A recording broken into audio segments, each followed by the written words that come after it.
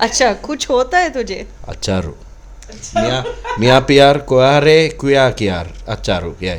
तू ट्राई कर रहा है इसके लिए 1000 points. Let's have the most fun with our clothes on. Hey Sri Lanka, it's another edition of the Decibel podcast, and this time around we're at Skin Wellness Center. Family Wellness Center. This is where all the families come, and we just put a chill after all the metal gigs have been, done and over with, and we're like, back is spinning, neck is spinning. It's not untrue. It's true. It's true. We all come here, we put a chill, and get decompressed, and we're sent away. Like, go, children, out into the world, break more bones and come back here. No, not bones, but muscles and all that. But hey, that aside, hey, Suresh. What's up? All the things, man. All the things. Why are you laughing? All the small things and the big things. All the small things. Do you remember that song? Unfortunately, I do. Why unfortunately? They're dads too, making dad rock. True. Dad rock. It's true, they make dad rock now. Somewhere, Blink-182 is having chest pains because of what you said. No, but even Limp Bizkit, right? Blink-182. Blink-182 and then Limp Bizkit too. Limp Bizkit now, though, does more than dad rock. They do grandfather rock. Oh. It's just that I think Fred looks like a granddad. He looks like Santa. Yeah, he does. He does look like a homeless Santa. But he's such a cool guy, man. He's a cool guy. No. Got to give credit to Limp Bizkit. They're still heavy hitters. Great live band, and Wes Borland is still, he rocks on stage. They've always been a great live band. I don't know why we're discussing Limp Bizkit and Blink-182. Because all the small things. This is your fault. Every time we meet, the conversation goes somewhere else. But it's fun, right? It is. But this is what podcasts are about. Unfiltered, no drama, just lulz and cool things. No drama, only lulz and cool things. You like drama. No drama, no. I like how he subliminally makes fun of my accent. No drama, no comment. But man, what a good week it's been for you, huh? It's been a pretty good week, truly. Unexpectedly so. How unexpectedly? You put out such a great single. Oh man, the day, I think it was Thursday when you released it. And darn, man. It's not that long ago, actually. No, it's a week. It's a week, and it's pretty surreal. Truly, I say to you, I was not expecting it to sort of blow up like this, and it has, and it's nice. Are you trying to be modest by saying that? Yeah. No, I didn't expect it to blow up. Listen, man, when I first worked on it, the idea was to just release it on Spotify, maybe my Insta, maybe on YouTube, maybe on FB. But it sort of took a life on its own. And when we started to get feedback from particular peeps around the world who heard the track before it was released, then it started to sort of feel like there's more to it in terms of what could be done. And then Malcolm, who is the brilliant producer / engineer, sorry, too much coffee, and aloe vera juice. True story.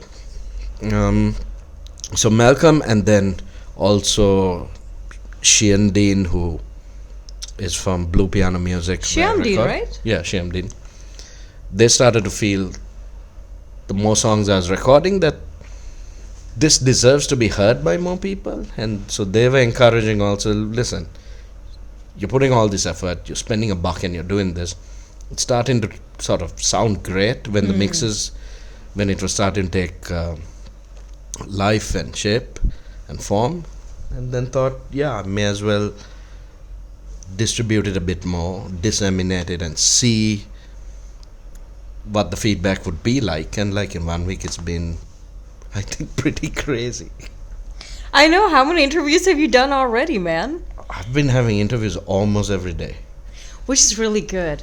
And see, this is why you should bring Shyam and Malcolm for a nice foot massage. Those two actually deserve quite a bit for just pushing you. And Jessica, too. She also deserves a foot massage. Yeah. Yes. The single man, I remember, I think I was at home when I was listening to this single, because I was like back and forth with you, just trying to get you on Homegrown that day. And you were like, can you like just stop for a minute and listen to my single? And I was like, okay, all right. And things around me, stop for a minute. So I did listen, man. And you know what? It took me back to a time where good singer-songwriter stuff like lived. And it wasn't just like singer-songwriter stuff. It was there with a lot of feel, a lot of depth, a lot of emotion. And it also, it kind of hit home. And music like that is... I mean, I don't want to sound like a boomer saying this, but music like this is a little extra hard to find because of what's, out there, and everything's all polished and perfect and all that. But this one's like, it feels a little gritty. It feels also a little raw. So, man, I love that you did this. Thank you. The idea was for it to be raw and unhinged, I think, for lack of an euphemism. I did want to sort of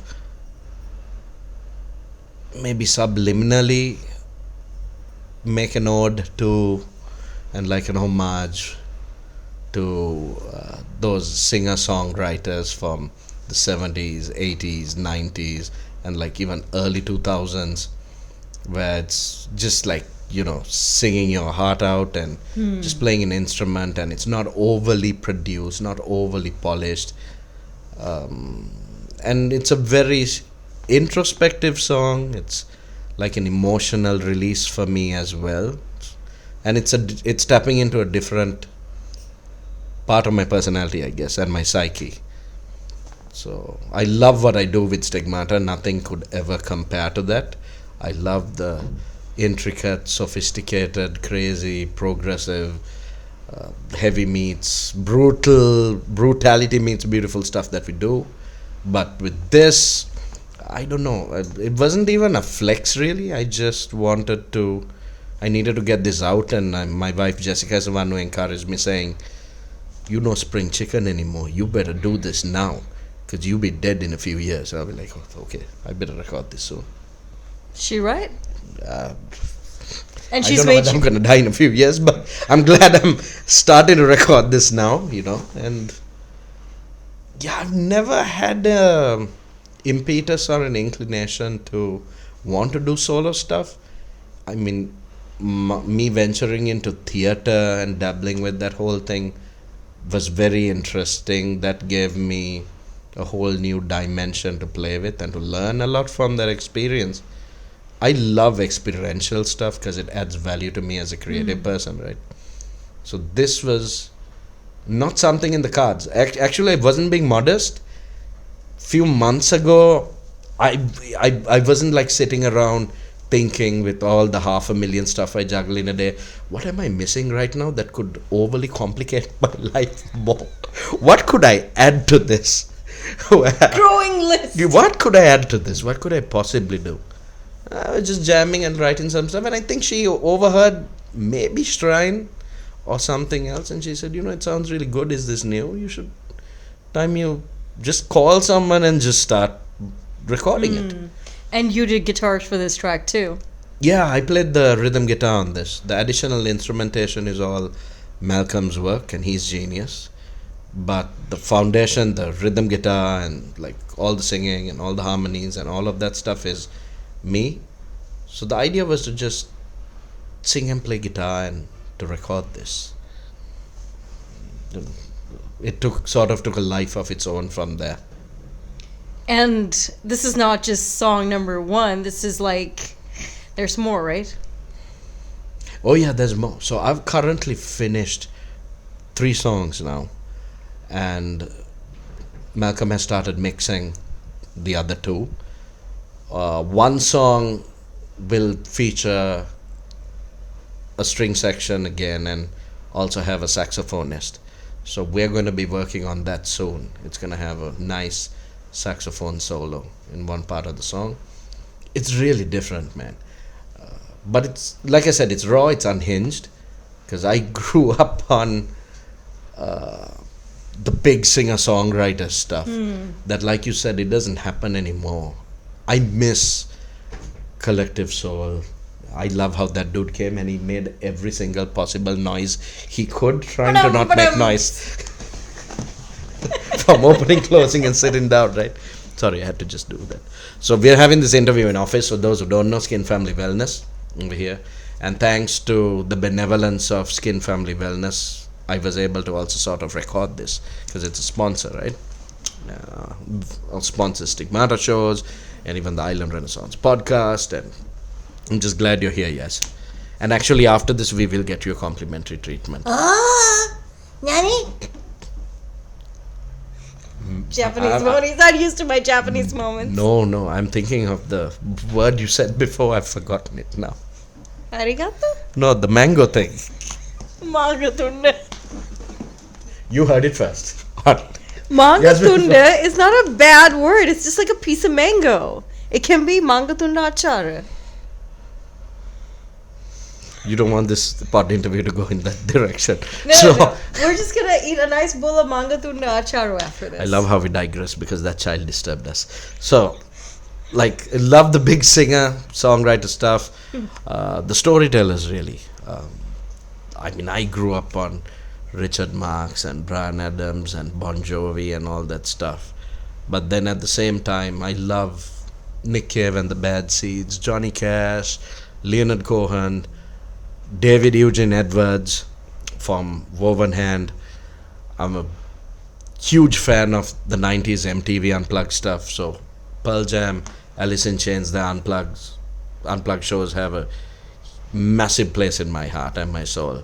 I think Alice in Chains' Jar of Flies, the EP that they released, just sort of semi-acoustic, also has played a quintessential part in my life as the more acoustic-y stuff that's had an impact and informed my journey as a creative person. So I wanted to tap into that space, like Collective Soul and 90s, these days, era-ish Bon Jovi, Bruce Springsteen's, the more lighter weight stuff. No one's really doing that also, like you said. And I just thought, why not? I mean, it's great that everyone is in a race right now to try and create the most polished sound, the most futuristic and relevant sound. Viral stuff. That's great, but I just wanted to create something that would just connect people together and it would resonate with them, where if they close their eyes, they'd feel like they're in a pub or a restaurant and someone is like pouring his heart out and singing. That's it. That's all. There was no agenda other than that. But now it's like 1 week, like you said, it's really blown up. Even I'm a bit confused. But don't be. Maybe people really, really, really miss this kind of music, and it shows, man. Yeah, I guess. What does this mean, though, to you? Does this mean in the future you have EP and then EP release party? I'm sorry, I tend to get very silly and childish, but... No. So this is an album for sure. So like I said, I've done 3 songs. Oh, it's a album? It's a full solo album, man. So it evolved? In case I didn't mention that. So 3 songs are done. Shrine is done.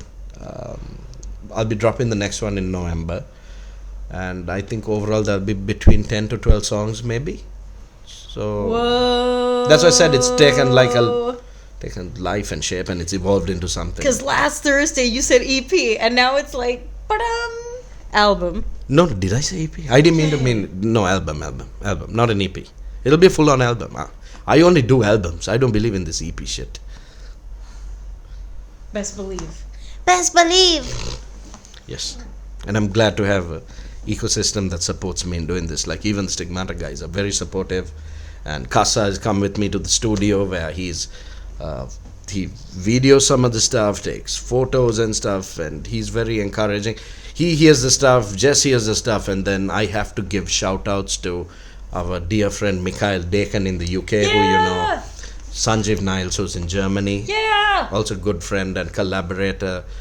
I collaborate on different projects with him, including Seraphic Lament, where we pay tribute to fallen singers. Have you guys stopped that project? No, we haven't. It's just that he's overseas and I'm here, and it's been difficult to get something going. The plan is to maybe do something for 2025. So we Right. haven't decided who the next one is going to be. I'm leaning towards maybe so Freddie Mercury, so Queen, or maybe a Johnny Cash.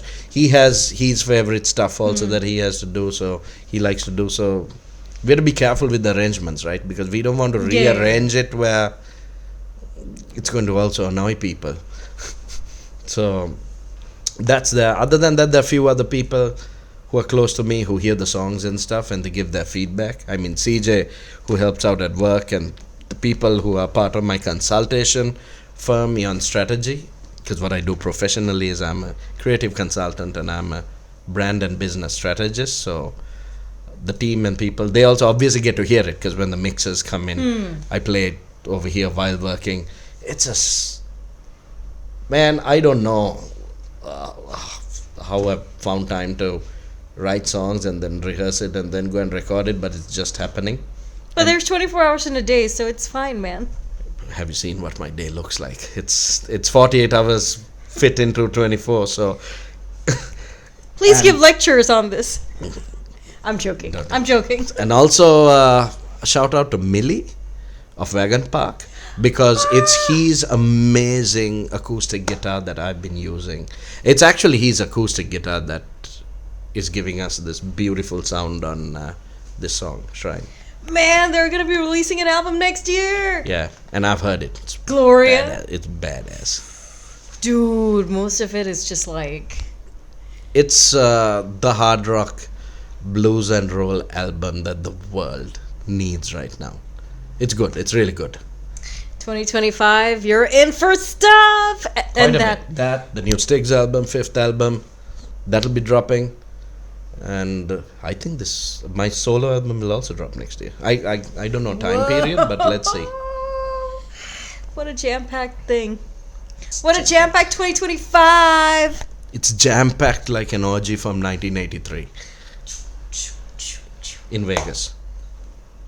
I wouldn't know what that would look like. But Actually, I won't either. I just thought, like, symbolically, metaphorically, that'll be a great example. it'll be good. It'll be fantastic. But for now, Shrine Sri Lanka. Go check it out. Is there anything you want to add in closing, yaar? Yeah, so shout out to Malcolm. Without him, I don't think I would have taken the necessary steps to record. I want to give a shout out to the legendary Shobi Pereira, who engineered and produced Stigmata's formative years, Hollow Dreams and Silent Chaos Serpentine records, because I contacted him and even he recommended saying, you should have a chat with Malcolm NC, because I told Shobi, I just want to do this unhinged thing.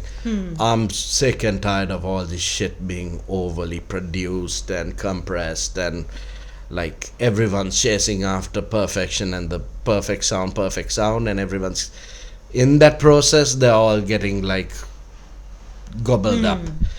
I just thought, it's time someone like just does something that's not there anymore. Why not, right? Yeah. So Malcolm, shout out to Shane and Blue Piano Music, everyone else I mentioned. Big thank you to you. You didn't have to come all this way, and you didn't have to do this pod interview. And It is full circle moment. We friends. we friends, but also more importantly, you do so much for the scene, and you give a platform and a voice to so many artists, and you've done it for such a long time. I'm not sure people appreciate it as much as they should, so thank you. You are a cool mango chutney person. Mango chutney is always welcome. Yeah, so my wife, Kelly, because without them Hey! motivating me, big thanks to them. My band guys, everyone who's a part of Young Strategy, everyone who's a part of the ecosystem when these things happen. Like the single artwork was done by Evil Cat Lab, which is Tisera. Then the photography for that was Vintage Soul. the styling for that, because if no one's figured out what that single artwork is, I'm the person inside that thing. That's a human being inside that suffocating claustrophobic thing. They put a white sheet and they just suffocate you and tell you to make movements, theatrical movements to capture I thought you that. liked that. Not for official photography. That's like in my private life, no, Yasmin. And then you think my wife is chasing after me like Casper the Friendly Ghost, carrying fucking sheets around. What's wrong with you? Joke, man. I know. Where's With your you- sense of humor today? With you, I'm not sure. Also, depends how you edit this, because next thing people are like, yeah, they're choking each other with bed sheets at home. They're like, what kind of marriage do they have? They have a 19-month-old child. It's a bedsheet marriage. It's a bed sheet marriage. I suppose it's as good as any. So, wait, why do you do this? Dude, you So, go. Cami, my sister-in-law, just a sister, who did the styling for that. And then, yeah, I want to thank, I don't know whether they'll see this or hear this, but DistroKid for releasing and distributing my music worldwide on all the leading streaming platforms. So if you've not heard Shrine, it's available on every leading platform: Spotify, iTunes and Apple Music, Deezer, Pandora, YouTube. Today I got the news in the morning that iHeartRadio in the States is playing it as well. So, yeah, man, just check it out. If you like it, download, listen, share. Yeah, I don't know what else to say. That's all I'm saying. Tell me what to lots of cool things. And mango chutney. Yeah, mango. Mango. Thank you.